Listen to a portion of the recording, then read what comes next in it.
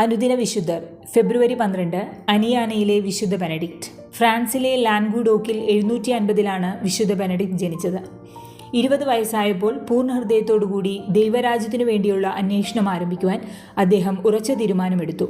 ഫ്രാൻസിലെ സെയിന്റ് സെയിനയിലെ ഒരു ബെനഡിക്റ്റ് സന്യാസിയായി തീരുകയും ബെനഡിക്റ്റ് എന്ന നാമം സ്വീകരിക്കുകയും ചെയ്തു.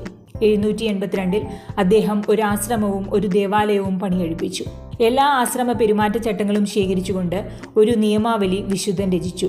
സ്വയം ഒരു സന്യാസിയായിരുന്ന ബെനഡിക്റ്റിന്റെ നിയമാവലി പ്രകാരം ഒരു യഥാർത്ഥ സന്യാസിയുടെ ജീവിതം വ്യക്തിഗത ദാരിദ്ര്യത്തിലും അനുസരണയോടു കൂടിയ വിശുദ്ധിയിലും അധിഷ്ഠിതമായിരിക്കണമെന്നതായിരുന്നു. വിശുദ്ധ ബെനഡിക്റ്റിനെ പാശ്ചാത്യ ആശ്രമ ജീവിത സമ്പ്രദായത്തിന്റെ നവോത്ഥാന നായകൻ എന്ന നിലയിൽ പരിഗണിച്ചു വരികയും രണ്ടാം ബെനഡിക്റ്റ് എന്ന് വിളിക്കപ്പെടുകയും ചെയ്യുന്നു. ജർമ്മനിയിൽ 821 ഫെബ്രുവരിയിൽ തന്റെ 71ാമത്തെ വയസ്സിൽ അസാധാരണമായ ആഹ്ലാദത്തോടു കൂടിയാണ് വിശുദ്ധൻ മരണമടഞ്ഞത്.